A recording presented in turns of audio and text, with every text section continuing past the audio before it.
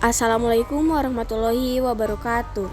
Saya Wilda Marcelina dari kelas 8B. Di sini saya akan membacakan tugas bab 5 tentang Bait Al-Hikmah. Bait Al-Hikmah atau Pusat Ilmu Pengetahuan. Salah satu catatan sejarah yang fenomenal pada masa keemasan Daulah Abbasiyah adalah tentang Bait Al-Hikmah. Pada awalnya Bait Al-Hikmah didirikan oleh Khalifah Harun al-Rasyid pada awal masa pemerintahannya. Saat itu Bait Al-Hikmah difungsikan sebagai perpustakaan pribadi. Pada masa Khalifah Al-Ma'mun, Bait Al-Hikmah diformalkan menjadi lembaga pendidikan tinggi Islam. Lembaga ini merupakan lembaga pendidikan tinggi pertama Islam. Bait Al-Hikmah juga berfungsi sebagai biro penerjemahan dan perpustakaan.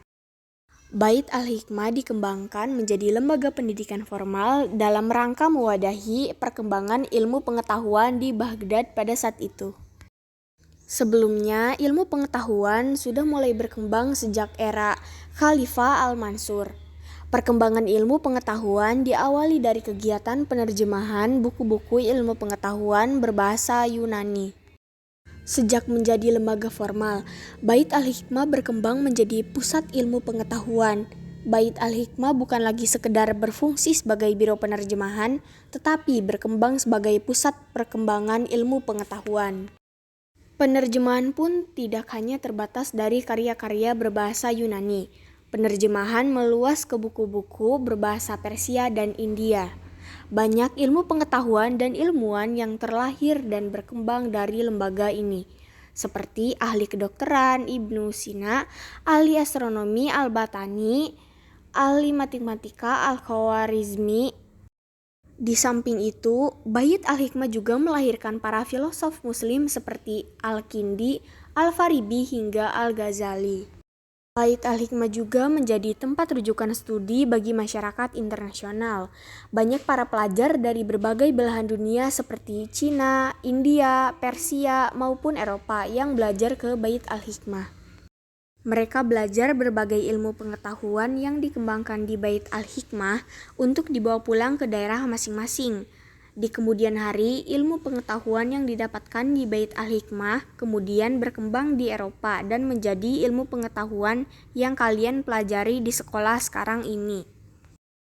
Selain Bait Al-Hikmah, tradisi keilmuan juga berkembang secara luas. Tradisi keilmuan itu berkembang melalui berbagai perpustakaan pribadi yang banyak dimiliki dan dikembangkan secara mandiri. Bersumber dari tradisi literasi, inilah berkembang beragam ilmu pengetahuan, baik ilmu umum seperti kedokteran, matematika, astronomi, kimia, seni, dan lain-lain, maupun ilmu agama seperti ilmu kalam, ilmu fiqh, ilmu tafsir, maupun ilmu hadis. Keberadaan Bait Al-Hikmah sebagai pusat ilmu pengetahuan dunia terus berkembang sampai beberapa penguasa berikutnya, yakni Al-Muqtasim 833 hingga 842 Masehi dan Al-Watsik 842 hingga 847 Masehi. Namun kejayaan Bait Al-Hikmah mulai meredup pada masa Al-Mutawakil 847 hingga 861 Masehi. Berbeda dengan para pendahulunya yang memberikan perhatian besar terhadap penerjemahan buku dari Yunani. Khalifah Al-Mutawakil mulai melakukan pembatasan-pembatasan. Meskipun demikian, Bait Al-Hikmah tetap bertahan sebagai pusat ilmu pengetahuan. Sampai akhirnya Bait Al-Hikmah dihancurkan oleh tentara Mongol yang menaklukkan dan menguasai Baghdad pada tahun 1258 Masehi. Saat itu, tentara Mongol hanya peduli dengan emas. Semua hal selain emas mereka bumi hanguskan, termasuk Bait Al-Hikmah dan perpustakaan-perpustakaan yang tersebar di seantero Baghdad.